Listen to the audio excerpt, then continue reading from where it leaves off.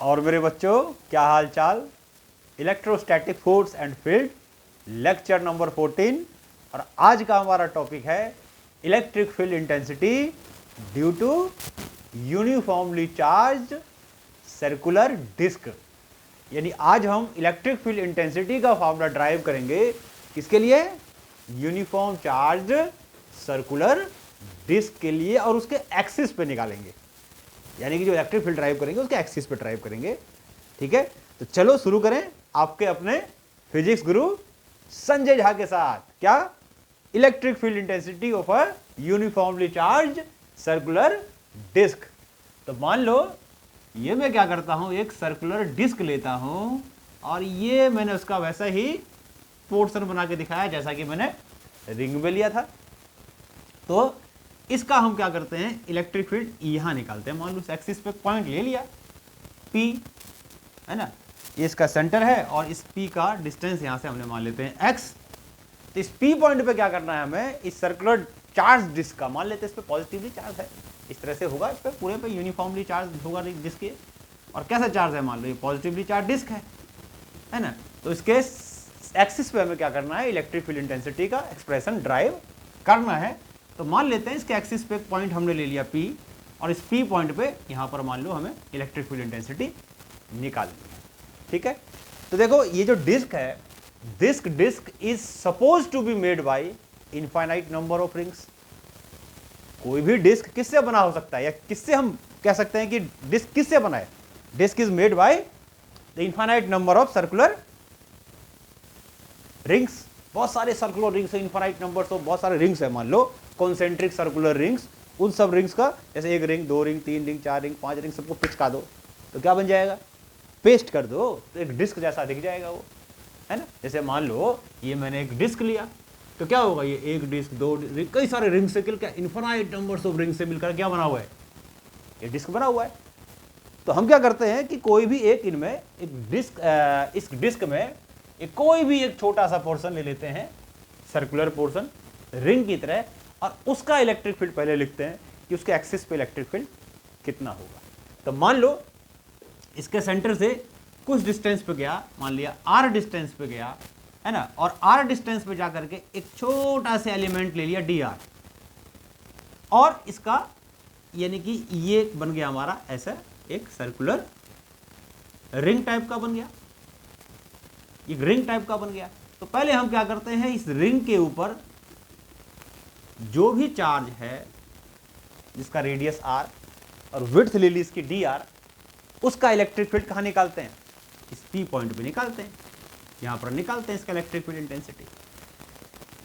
ठीक है, तो हमें पता है कि ऐसा ये r ले लिया तो ये हो जाएगा अंडर रूट ऑफ पहले तो r² प्लस x²।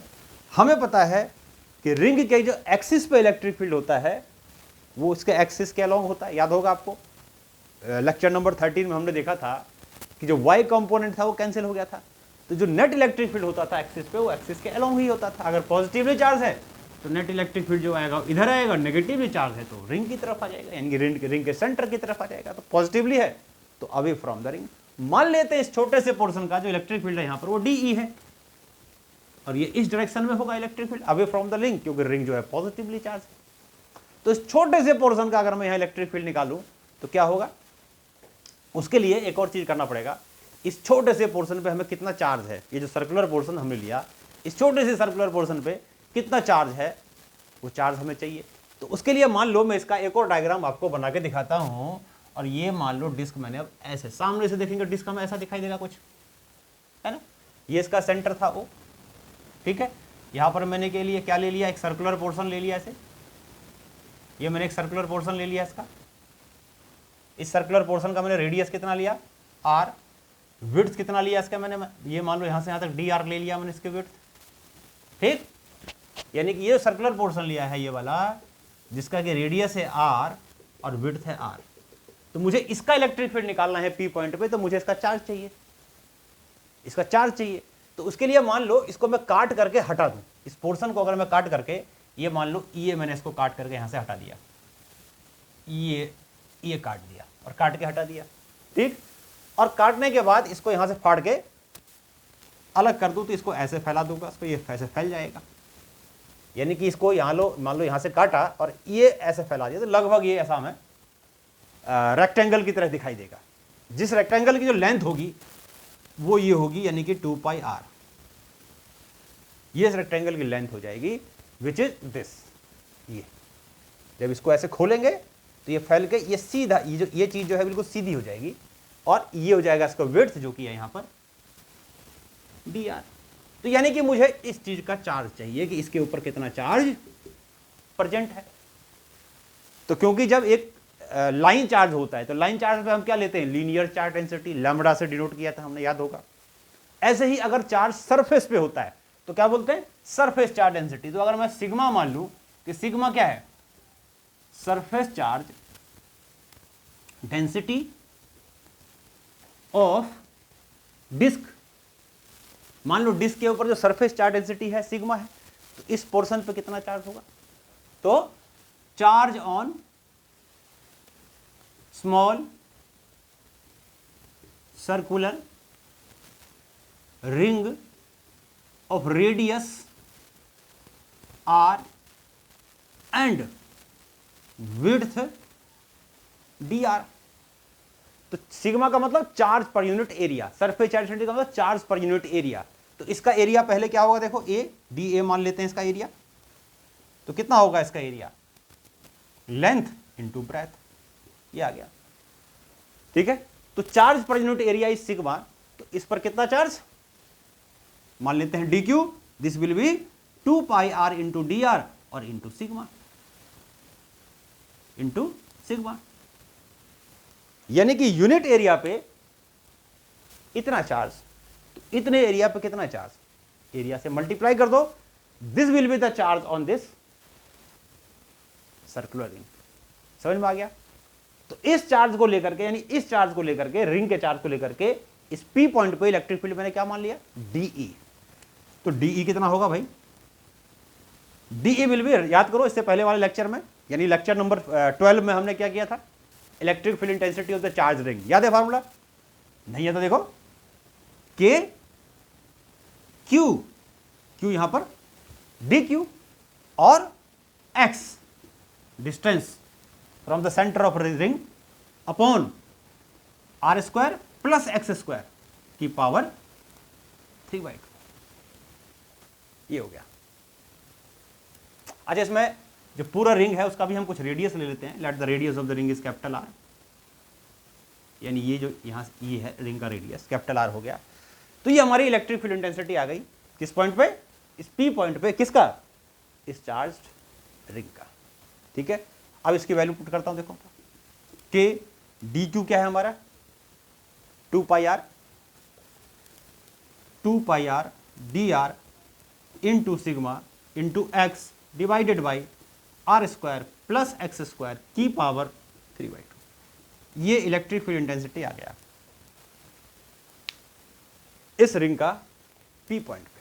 अब इस चीज को आप नोट करो, पहले पॉज करो, नोट करो, क्योंकि इसको मैं यहां मिटाऊंगा, इसको जगह की नहीं है मेरे पास, जगह कमी है। ठीक है, तो ये हमारा इलेक्ट्रिक फील्ड इंटेंसिटी आ गया इस छोटे से सर्कुलर रिंग का।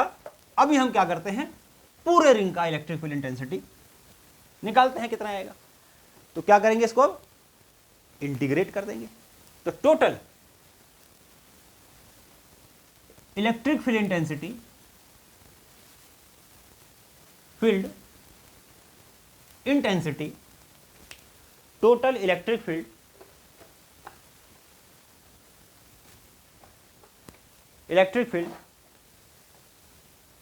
इंटेंसिटी विल बी,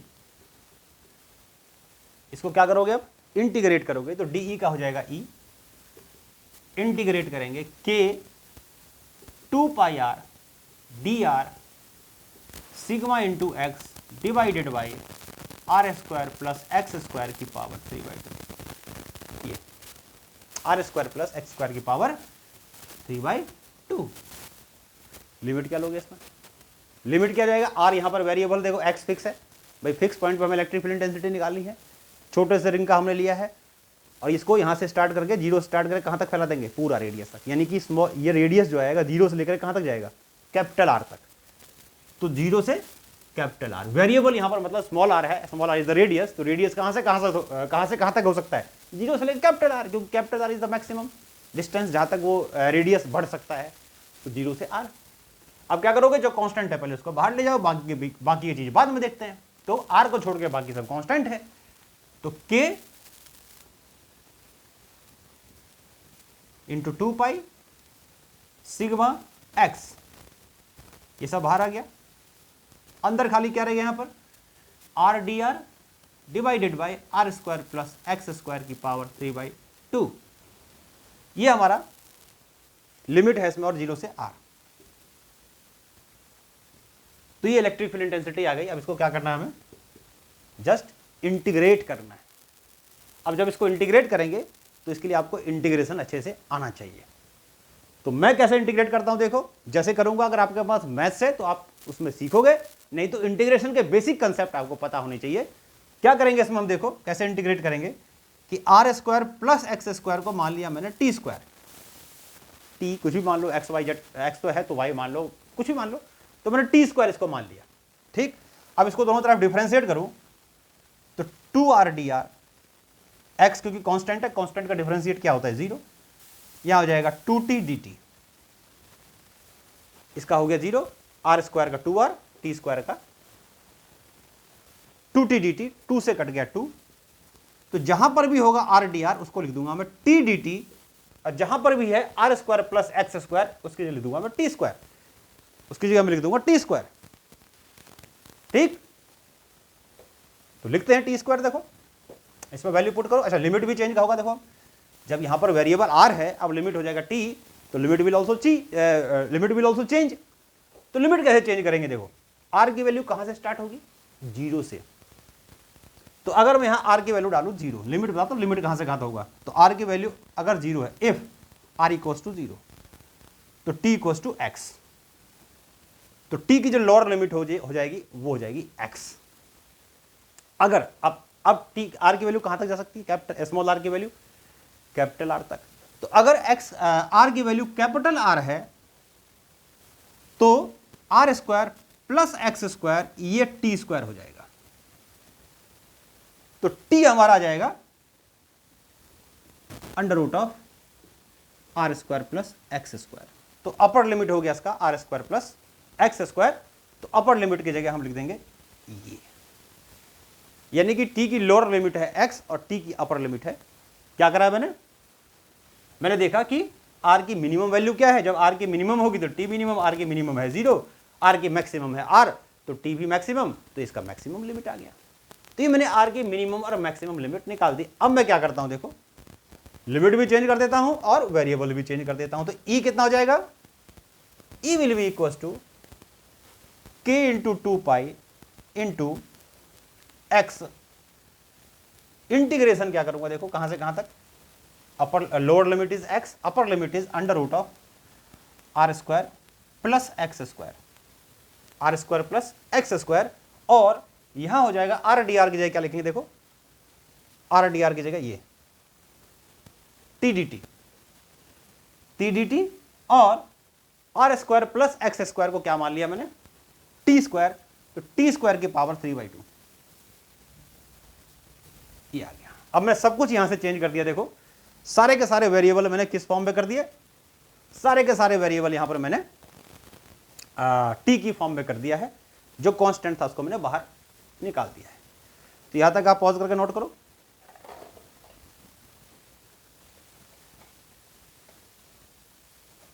हाँ, अब देखो क्या करेंगे इसमें हम, अब जस्ट इसको इंटीग्रेट करेंगे, e will be equal to k into 2 pi sigma into x, और integration of x under root of are square plus x square equal to ये हो जाएगा, देखो टी स्क्वायर, तो 2 से 2 कैंसिल हो जाएगा, टी क्यूब आ जाएगा, ऊपर टी है तो आ जाएगा नीचे 1 डी टी ऊपर, और नीचे आ जाएगा टी स्क्वायर। अब इसका हमने इंटीग्रेट करना है, तो इसको जब हमने इंटीग्रेट करना है तो k into 2 pi sigma into x, x से under root of are square plus x square, इसको कर दोगे टी की पावर -2 dt। अब इंटीग्रेट कैसे करोगे, पावर में 1 ऐड कर दोगे, ऐड की पावर से डिवाइड कर दोगे, है ना। तो ये पॉज करके नोट करो पहले इसको। तो क्या करेंगे अब,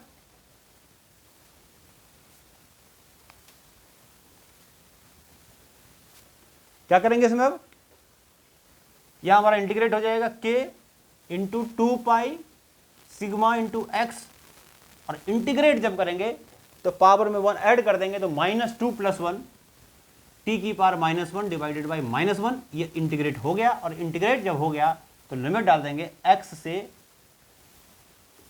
से R square plus x square का रूट, तो -k 2 पाई सिग्मा एक्स और 1/t x से √r square plus x square. अब इसमें लिमिट डालोगे k into 2 pi sigma into X 1/x minus 1/√r square plus x square, ये हो जाएगा upper limit oh minus lower limit. तो this will be 1/√r square plus x square minus 1/x, ये हो गया। माइनस को अंदर ले जाओ तो ये माइनस हो जाएगा, प्लस हो जाएगा, एक्स एक्स कैंसिल हो जाएगा, इसको पहले लिख देता हूं, तो यहां बच जाएगा आपका 1। तो k 2 पाई सिग्मा x, ये 1 हो गया, माइनस को अंदर ले गया और x को भी अंदर ले गया, तो ये 1 हो गया। तो 1 मैंने पहले लिख दिया, और ये माइनस क्या हो गया, -x upon √r square minus x plus x square, इसको मैंने बाद में लिख दिया। तो ये हमारी इलेक्ट्रिक फील्ड इंटेंसिटी आ गई चार्ज रिंग के एक्सिस पे, रिंग कह रहा हूं, चार्ज डिस्क के एक्सिस पे, और ये इलेक्ट्रिक फील्ड इस तरफ होगा जो मैंने एरो बनाया, एक्सिस के अलोंग होगा। समझ में आ गई बात। तो ये हमारी इलेक्ट्रिक फील्ड इंटेंसिटी आ गई चार्ज रिंग के एक्सिस पे। अच्छा, यहां से मैं x अंदर ले गया तो x तो यहां बचेगा नहीं, x तो अंदर ले गया, ठीक है। अच्छा, अब देखो अब क्या है, यहां पर हम क्या कर सकते हैं, और क्या था इसमें, हाँ, k की जगह चाहो तो लिख दो 1/4 पाई एब्सोल्यूट नॉट, वैसे हो गया डेरिवेशन, थोड़ा सा और मॉडिफाई करके लिख देता हूं, √r square plus x square, ये आ गया, ठीक है। अब इसमें पाई से पाई कैंसिल हो गया, 2 से 2 कैंसिल हो गया, तो ये आ गया सिग्मा अपॉन 2 एब्सोल्यूट नॉट। तो इसको मैं यहां लिख देता हूं, देखो ये आ गया हमारा sigma upon 2 absolute not 1 minus x upon √r square plus x square. ये हमारी इलेक्ट्रिक फील्ड इंटेंसिटी आ गई चार्ज डिस्क के एक्सिस पे, चार्ज डिस्क के एक्सिस पे इलेक्ट्रिक फील्ड इंटेंसिटी आ गई। समझ में आ गया, ठीक। अब आ जाओ, अगर मान लो इसमें एक पॉइंट लेते हैं, सपोज करो कि अगर x बहुत ज्यादा है, ये रिग के एक्सिस पे हमने इलेक्ट्रिक फील्ड इंटेंसिटी निकाल दिया। अब इसमें ये पॉज करके आप नोट करो, अब इसमें कुछ मैं इंपॉर्टेंट बातें बता रहा हूं, उसको याद करेंगे, अच्छे से समझेंगे।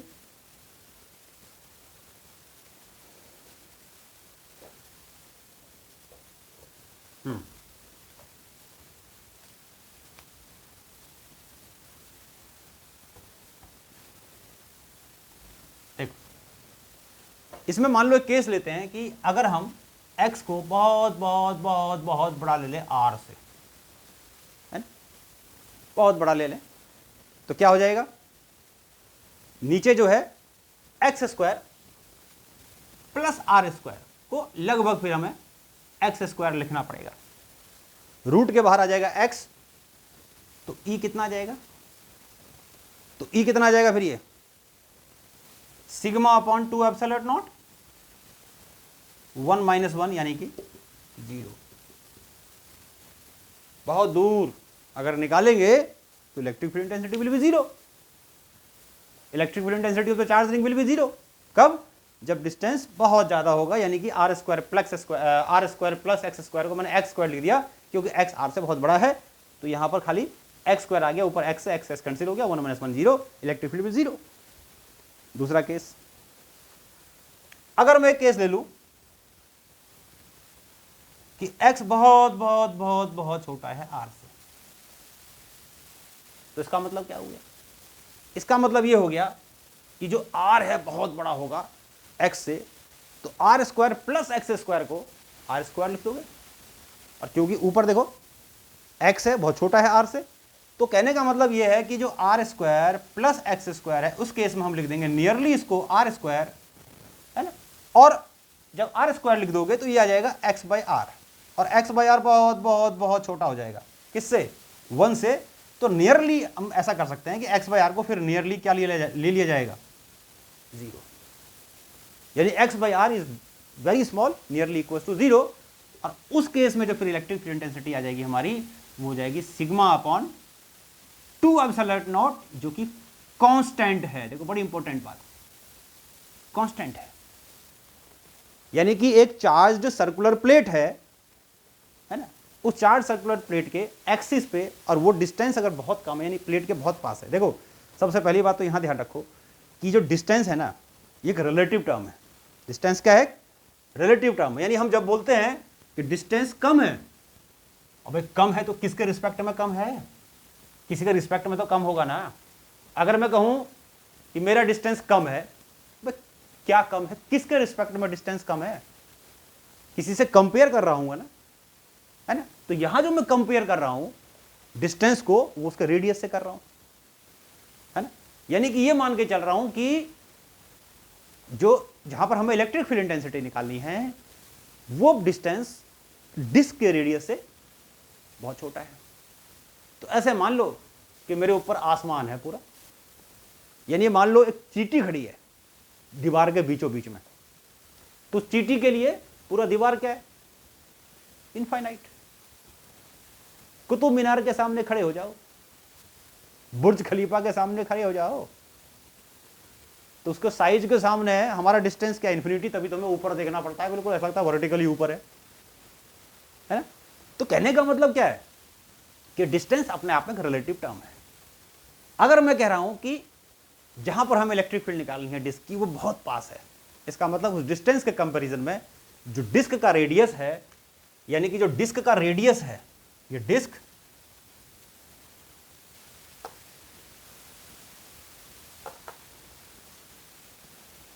ले लिया इस तरह से, ये इसका इलेक्ट्रिक फील्ड यहां निकालना है, यहां बहुत पास।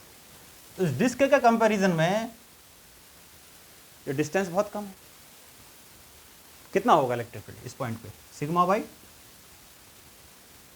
अब यहां से हमें इस फार्मूले से ये, यानी, और ये एक चीज मैंने बताया कांस्टेंट है, यानी कि डिस्क के आसपास में अगर थोड़ा सा हम डिस्टेंस आगे पीछे जाएंगे ना, तो इलेक्ट्रिक फील्ड में सिग्निफिकेंट वेरिएशन नहीं होगा, हम कहेंगे इलेक्ट्रिक फील्ड कांस्टेंट है।